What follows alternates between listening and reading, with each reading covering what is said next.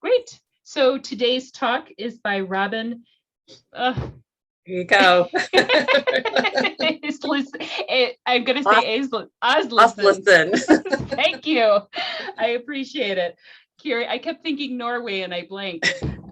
Curator of Prints and Drawings Department at the National Portrait Gallery, Smithsonian Institution. Her exhibitions and publications often explore the transnational aspects of art, the relationship of the visual and performing arts, and women as cultural agents. Current exhibition projects include Brilliant Exiles, American Women in Paris, which just sounds fascinating, from 1900 to 1939, and that's in 2024. Staging America, Theater and the New Nation in 2025, and the team-curated Portraiture Now Kinship, which sounds also very intriguing. The term kinship, anthropology major, so those words resonate with me, and that's in 2022. So before joining the Portrait Gallery, she was for many years the London-based research associate for the Huntington Library, Art Collections and Botanical Gardens. And she later served as a research associate at the National Gallery of Art's Center for Advanced Study in the Visual Arts. She holds an MA, a BA, an MA, and PhD degrees from Yale University. So thank you so much, Robin, for joining us. So I'm going to go ahead and turn it over to you for the presentation. Thank you very much. It's great. So thank you everyone for being here. I'm just really excited to talk about this exhibition, and I want to begin by crediting Brandon Brame Fortune, who is the curator emerita at the National Portrait Gallery, and she organized this exhibition shortly before retiring in July. So I just want to make sure she gets credit as the chief curator of the exhibition. So I'm going to now turn off my video and share my screen, and we can get started. Okay, is everyone seeing this? Yes. Okay, all right. So in this talk, I'm going to be highlighting the various ways that artists have used self-portraiture to shape their public image, as well as to explore their personal sense of identity. And one of the most common tropes of self-portraiture throughout the ages has been the artist shown at work in the studio.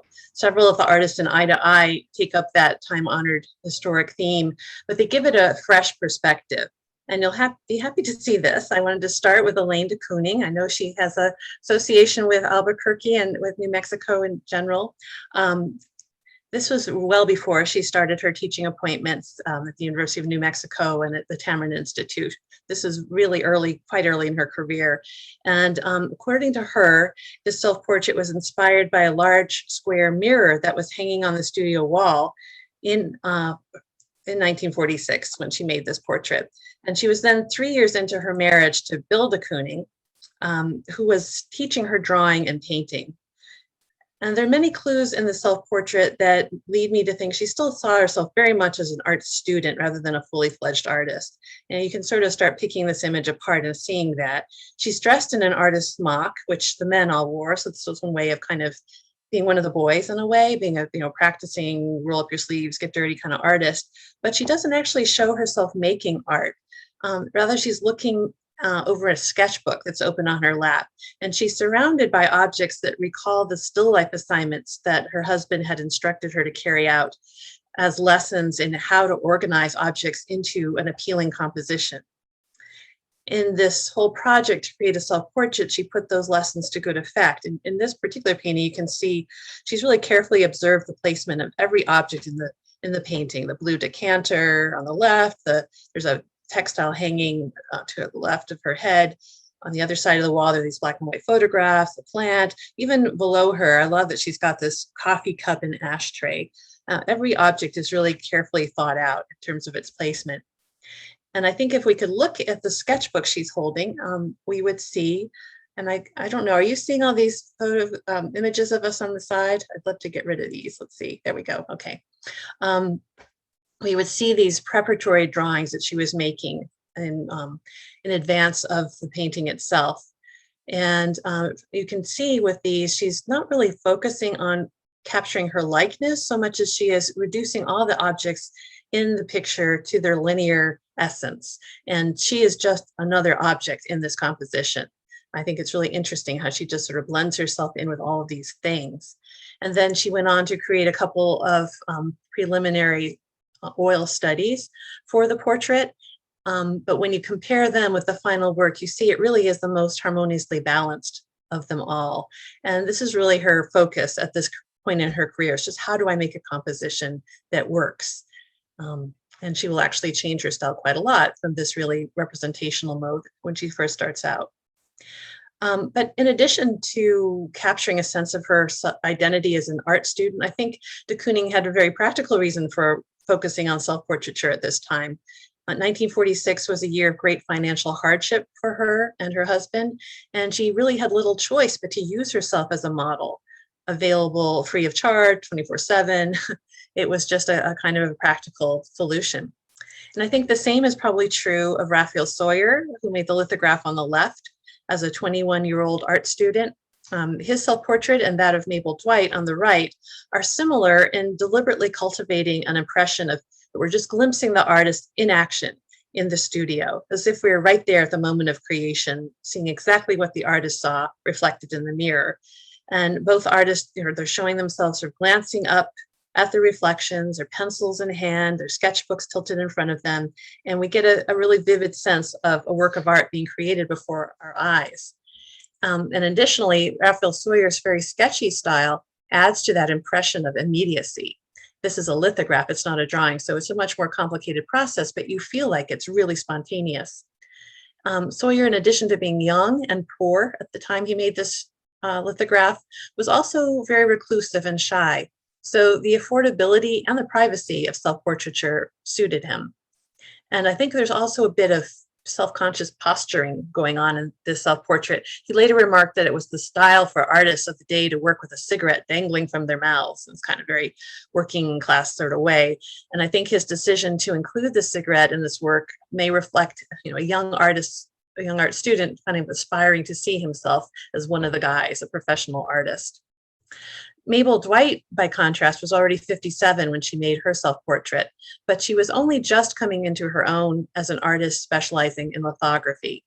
And this lithographic self-portrait is one of a series of night scenes that she made, including Night Work on the left, which was produced the previous year in 1931. And it seems to present an alternative image of her working by lamplight. If you look at this, I created this little detail so you can see, it's like an alternative perspective on her sitting by the lamp drawing. And both of these images really create the impression of a hardworking artist who's burning the midnight oil while the rest of the world is asleep. There are several other self-portraits in the exhibition that cultivate the sense of catching a spontaneous glimpse of art in the making.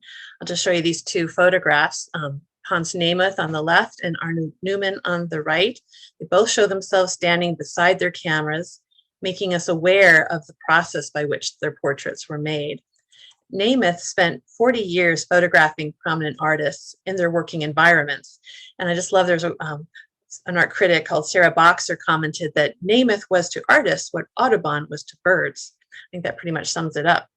And in this self-portrait that he made, he visually conjoins himself with the camera. You can see how he's bending forward in a way that kind of mimics that bent form of the camera and putting his head right on top of the camera's face so that the way the shadow and highlights fall, his one left eye is really attracts our attention and creates this kind of visual metaphor with the eye of the camera, as if to suggest that he too is a camera. His artistic identity is all about seeing, all about vision. Arnold Newman, I think, in this self-portrait also provides a symbolic representation of his work as a photographer, but rather than emphasize vision, I think here he's really using these embedded rectilinear shapes that you see throughout the composition to emphasize the way he as a photographer framed a shot. And looking through his self-portraits over the years, he used this motif of the frame again and again, I think, to create that kind of idea of the photographer as a framer of imagery. So other artists in Eye to Eye are even more deliberate in their use of self-portraiture to define artistic identity and construct a public image. And I'm just going to call a few of those out. Lee Simonson created this self-portrait as a young American artist who was eager to associate himself with the latest artistic trends in Europe. In 1909, 3 years earlier, when he was 21, he traveled to Paris in hope of becoming a mural painter. And two life-changing experiences there really set him on a different path. First, he fell under the spell of French modern art through his friendship with the expatriate American writer and collector Gertrude Stein, who you see on the right, seated in this photograph of Stein's Paris apartment. And this image really gives you a sense of the wall-to-wall display of works by avant-garde artists at her home. These were people who were still very little known in the United States at the time, so it was quite a surprise to come upon them all together in Stein's apartment. Among them, Paul Cézanne was particularly revered, for pointing the way toward modernist abstraction through his emphasis on form, color, and composition rather than subject matter. And he demonstrated this by revamping what was then seen as a very old-fashioned genre, still life painting.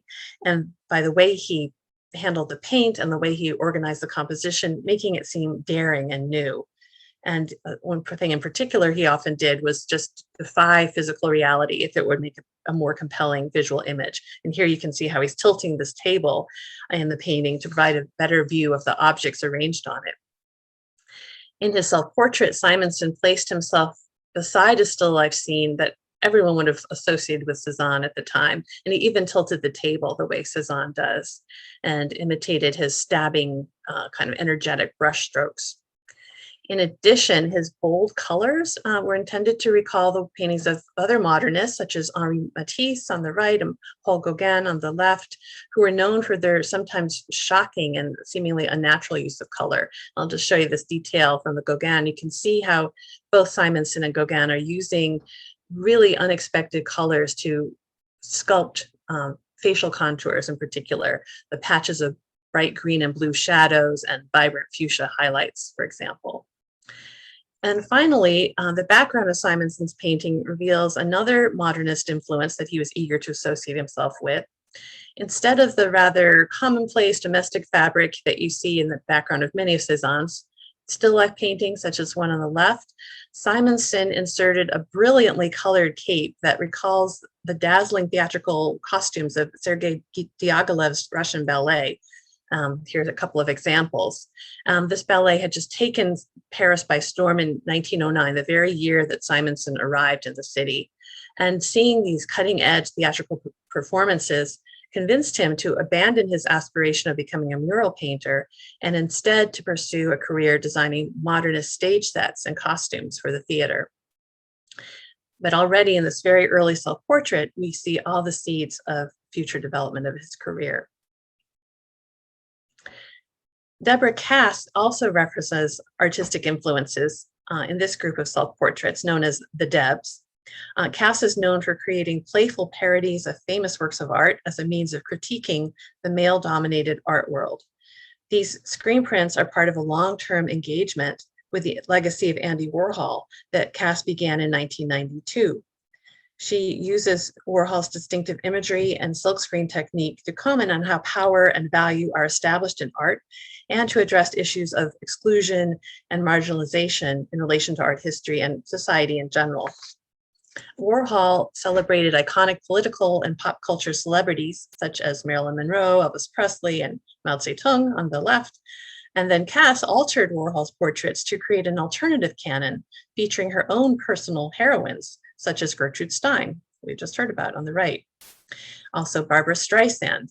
Cass is Jewish and she was trying to put forward other famous Jewish women who she felt had been ignored. And here she's playing off of Andy Warhol's Gold Marilyn Monroe on the left with her portrait of Gold Barbara on the right. And she also put herself in the picture. Here she is adapting one of Warhol's most famous self-portraits to play with the idea of artistic personae. She is impersonating Warhol, who is performing his own carefully constructed public image. So it's very complicated layering of identity. And here's just another example. These works really make you do a double take. You're almost convinced you're looking at a Warhol until you look more closely and realize, no, that's a woman. It's Deborah Cass. And then she concluded her Warhol project with the Debs. And these are 4 separate screen prints, and they're the only self-portraits in the series in which she did not represent herself as Warhol, but rather as Elizabeth Taylor. And here you see Andy Warhol's Liz number 6. In these self-portraits, Cass performs a double masquerade. She's ironically associating herself not only with the art world power of the influential male artist Andy Warhol, but also with the unattainable, hyper-glamorous feminine ideal of Hollywood superstar Elizabeth Taylor. One of the most flamboyant self-portraits in the exhibition, one that I really love, is this photogravure by Edward Steichen. He made it in 1901 when he was an extremely ambitious 22-year-old at the beginning of his art career. And you'll notice a lot of these self-portraits come in the very beginning of artists' careers when they're really trying to declare themselves as artists. Steichen, again, is trying to create the impression that we're catching a glimpse of the artist at work in his studio with his palette and brush in his hand, but everything about the image is contrived and artificial. Steichen presents himself in the historic pose of an old master painter. He's dressed in this high white collar and flowing cape.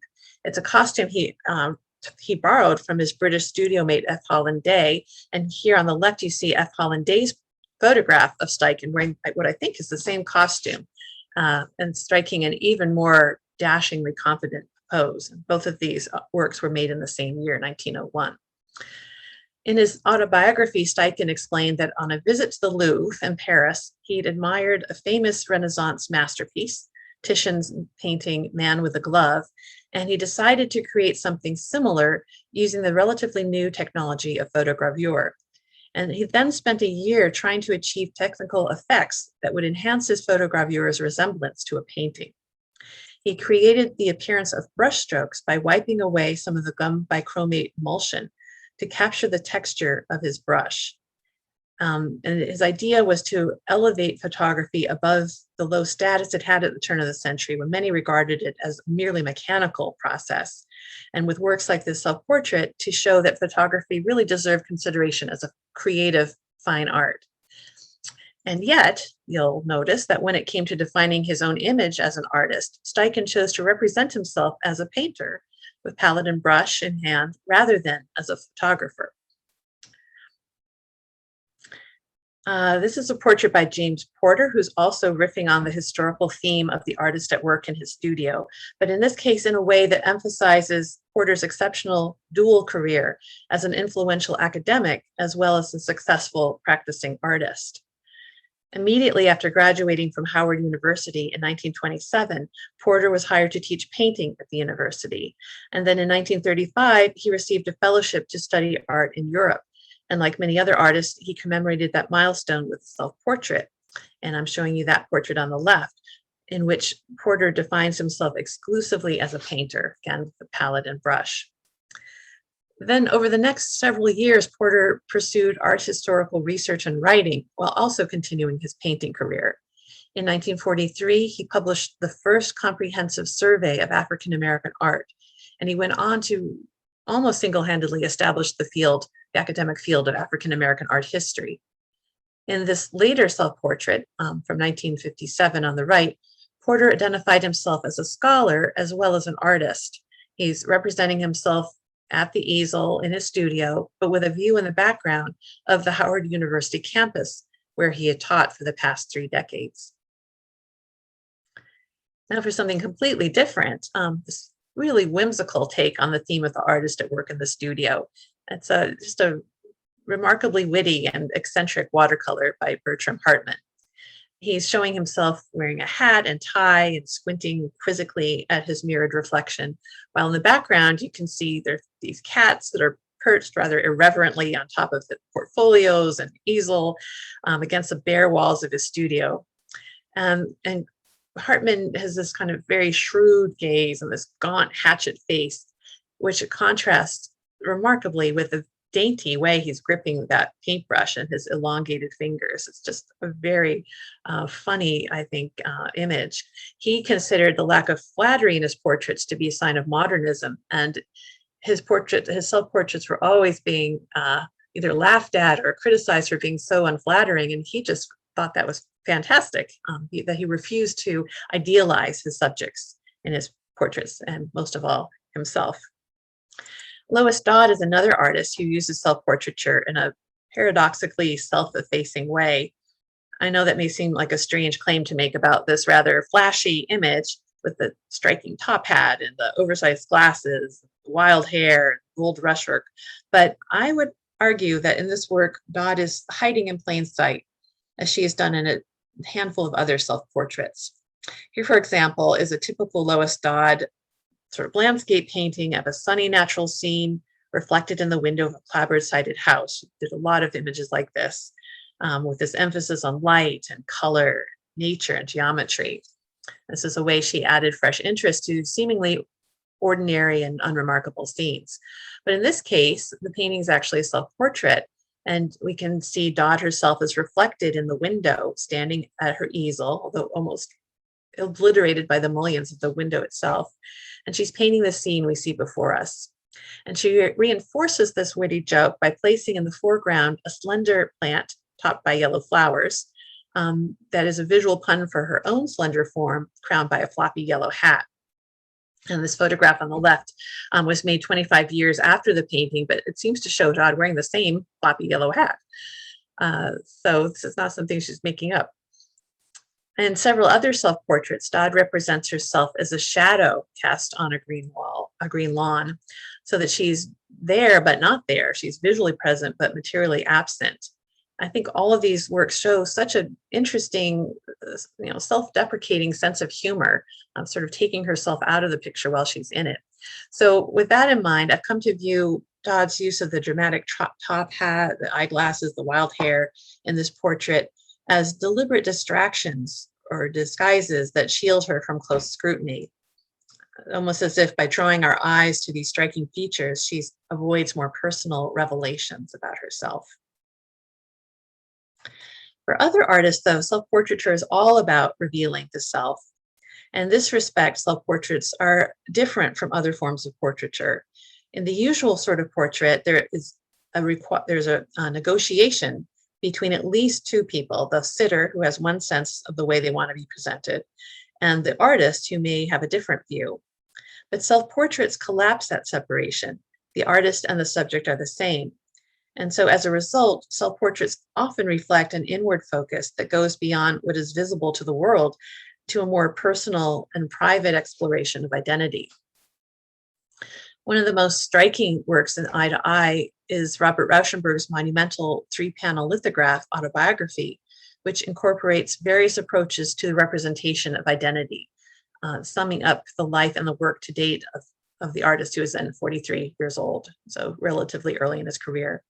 The panel on the far left combines an X-ray of Rauschenberg's body with a chart of his astrological sign, Libra, and two other motifs that recur frequently in his work, a bicycle tire at lower left and a photographer's strobe light umbrella on the right.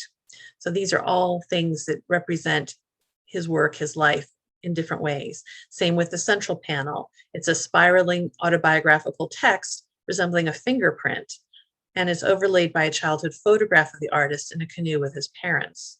And then on the far right, there are important geographic locations referenced. There's an inverted New York City skyline along the left edge, and along the bottom are the rooftop water towers that he could see from his apartment window.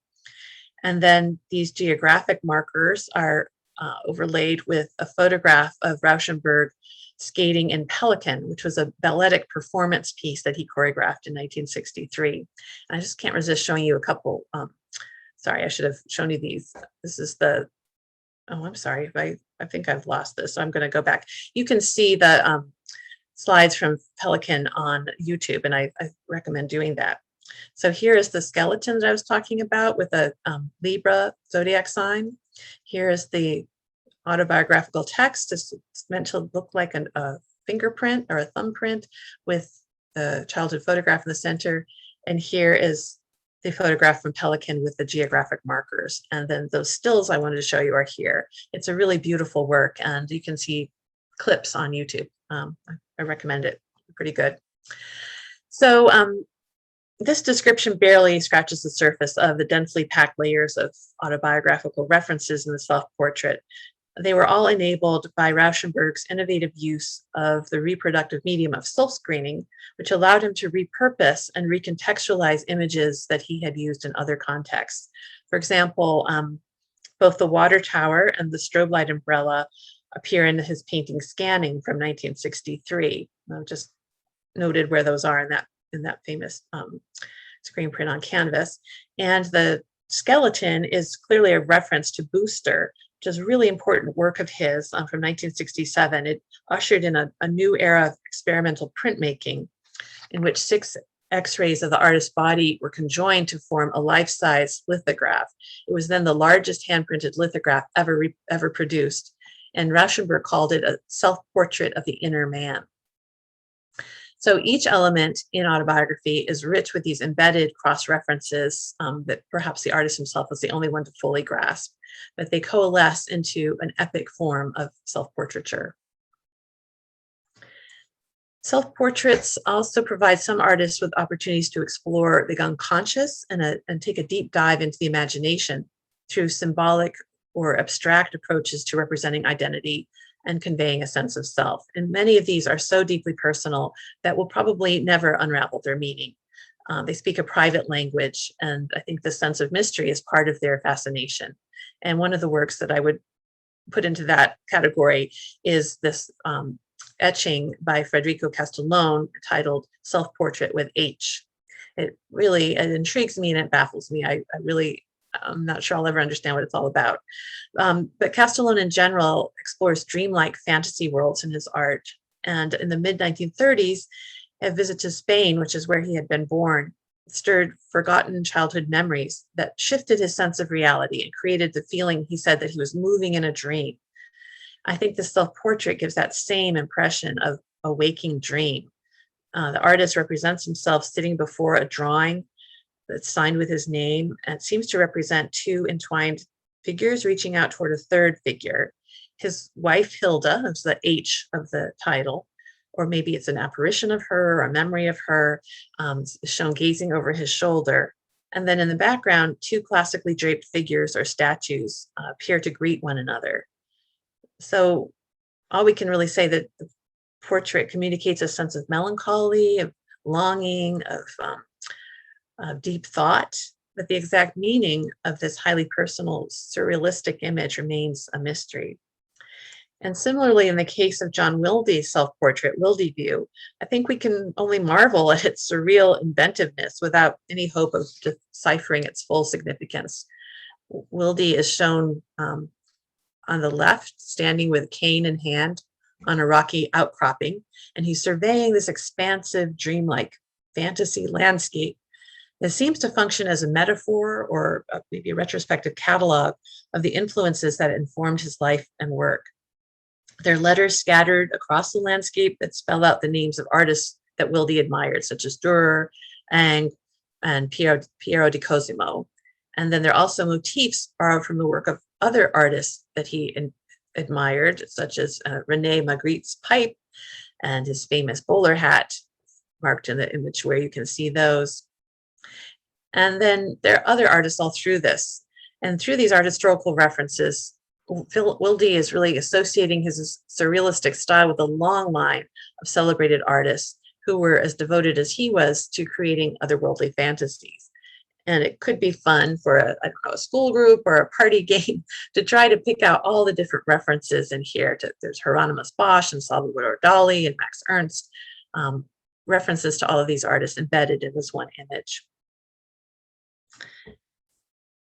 So as reflections on identity, self-portraits often lead artists to explore their roots and the ethnicity or racial heritage that shaped them. I want to talk about this incredible photograph by the photographer, performance artist, and filmmaker, Maria Magdalena Campos Pons. She is of Nigerian, Chinese, and Hispanic heritage. She was born in Cuba and immigrated to the United States 32 years later. And so she speaks of herself as a tapestry formed of the complex interweaving of all these various places, ethnicities, and traditions. In her art, she uses her body as a metaphor to explore these interconnected issues that inform her transcultural identity, such as exile, immigration, and history and memory. These themes reflect not only her departure from Cuba in the 1990s for the United States, but also her identity as a member of a larger African diaspora, which she carries within her through the experience of her Nigerian ancestors who had been enslaved and transported across the ocean to Cuban sugar plantations, and who infused Cuban culture with their traditions, rituals, and beliefs. In this haunting photograph is from the series When I'm Not Here, Estoy Allá, or When I'm Not Here, I Am There. Campos Pons holds in her right hand a heliconia flower, which is a plant indigenous to Cuba. It serves as an organic connection with the land of her birth, but it's also a metaphor for her own uprooted and transplanted state. The white dress and beaded crown that she wears recall Yoruba rites that were transferred to Cuba through the Afro-Cuban religion of Santeria. And the artist's closed eyes evoke a state of spiritual trance in which the body and soul can bifurcate and be present simultaneously in different places. And this idea of translocation is reinforced by the title, which begins in English, When I'm Not Here, and ends in Spanish, Estoy Allá, I Am There. The paradoxes of mixed racial identity are also a central concern of the artist Alison Saar. Her portrait, Mirror, Mirror, Mulatta Seeking Inner Negress, speaks directly to her experience of growing up as a biracial woman. She is the light-skinned daughter of a white father and a Black mother, and often uses art to contemplate her split racial identity. Saar says she has always felt closer to her mother's half of the family, and the perception that she looks white is something she struggled with. In this woodcut print, she represents a light-skinned woman in a white dress with her back to the viewer, lifting a black cast iron skillet to her face, almost like a mirror, in which she sees reflected a face whose features reference traditional African wood carvings.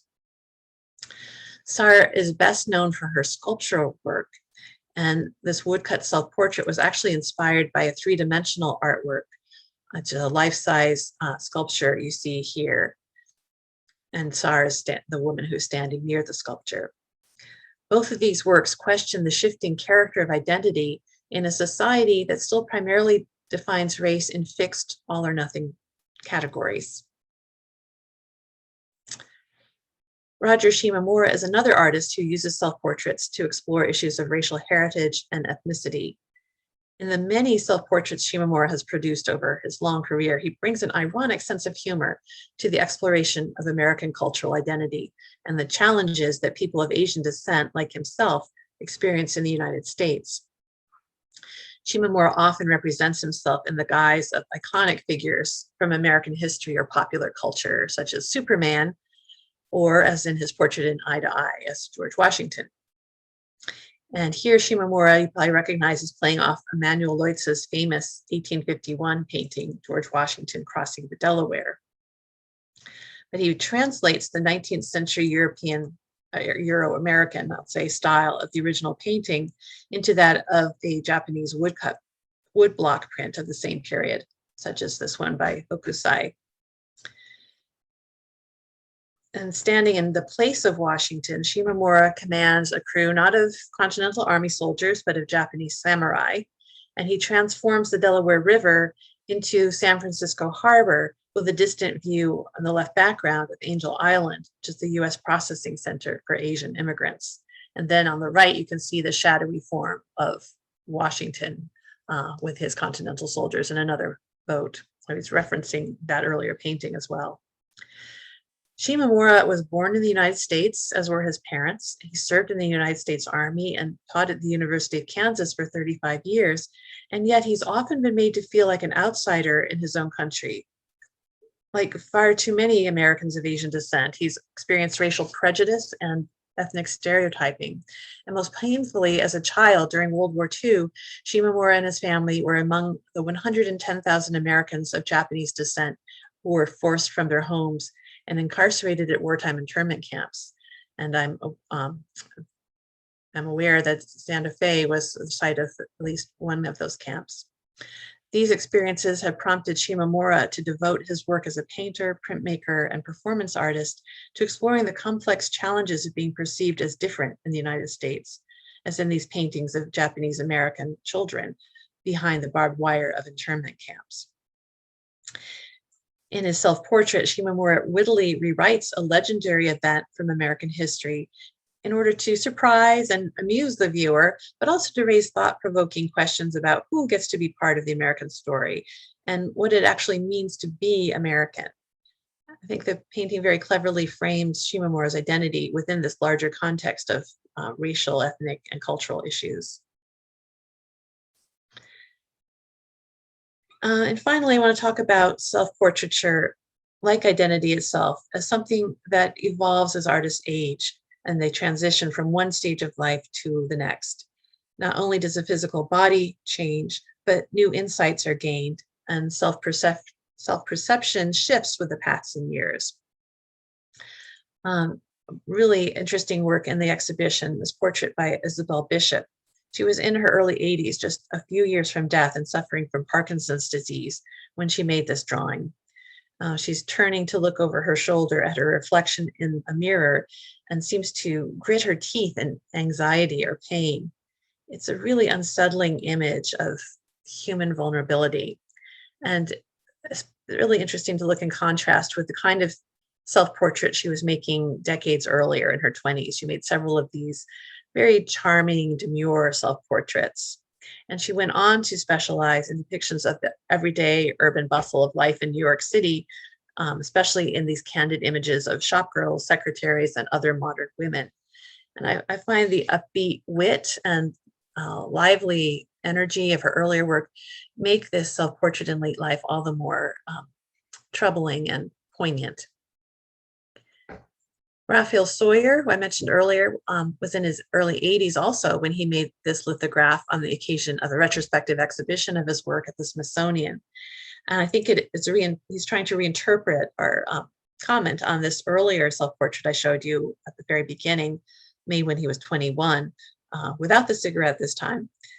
His expression, though, is virtually unchanged. He stares straight into the mirror, eyebrows are arching, furrowed forehead.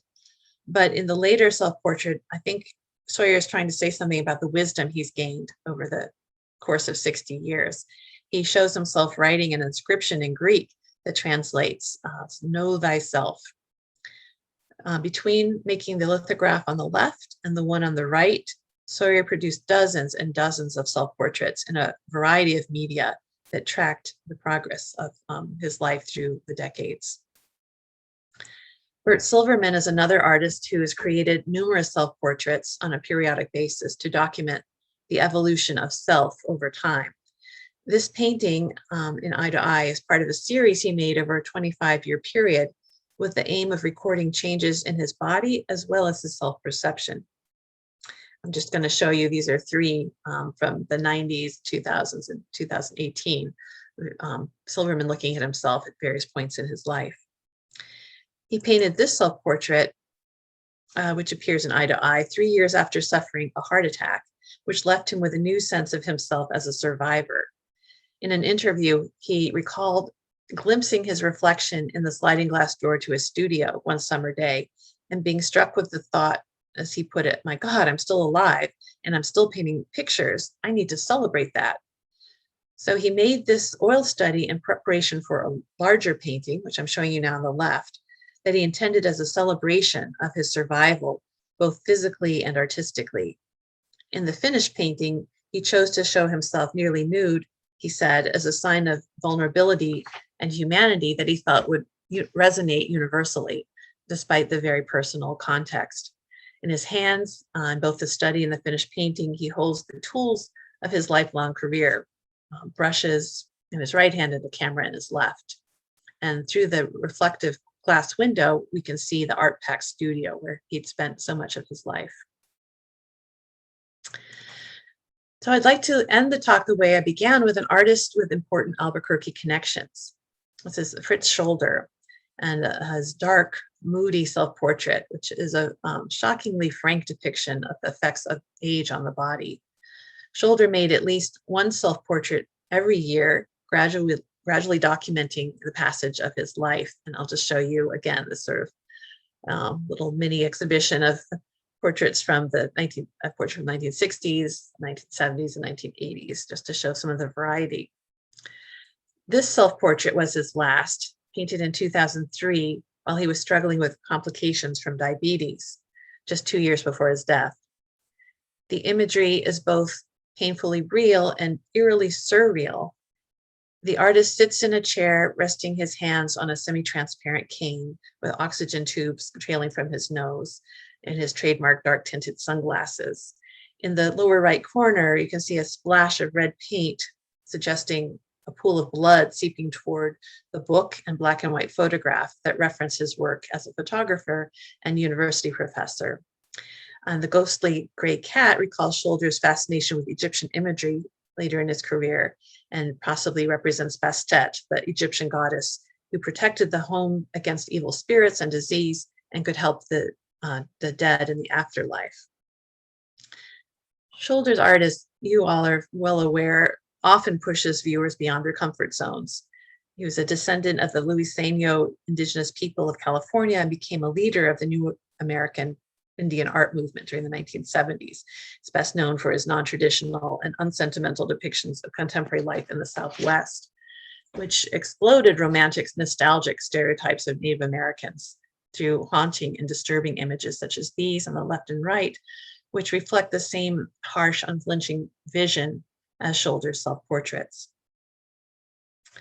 So in conclusion, I would just say, we think of selfies and the fluidity of contemporary identity as new phenomena, but I think this exhibition really demonstrates that the urge to analyze and represent the self is deeply human and has a long history. And just like today's selfie taker, artists have always selectively chosen what to reveal about themselves and what to hide or exaggerate or minimize or even invent through their self-portraits.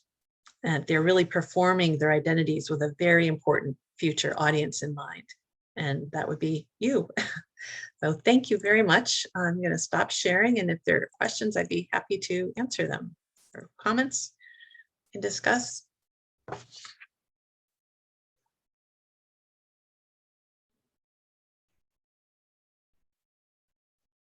I hope I can hear everybody.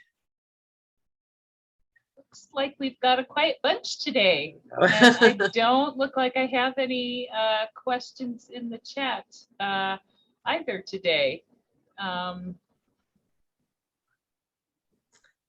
I'm excited. I'm excited about the artists that you've added to this show. You really inspired me to look at their work, and I'm really intrigued. It's really fascinating. I think that was a nice idea to thank expand. you. Yeah, thank you for letting us. A couple of the artists I think people have seen before at the museum, but we were talking, one is a new addition to our collection, Paula Wilson, who is, that's a new acquisition for the museum. And was from New York, but moved to New Mexico. So it was very nice to see kind of a new voice in there as well. So it's really. I saw the layout. It looks like the perfect spot for her, that kind of curved piece. Yeah. Yes. So yeah, I think that's one great thing about the show in general is just thank you for. I know this is thank you to Brandon, but for the wonderful variety of the National Portrait Gallery's collection. I think that's amazing to be able to see so many of these, famous artists that we don't necessarily see either their works here at the museum all the time.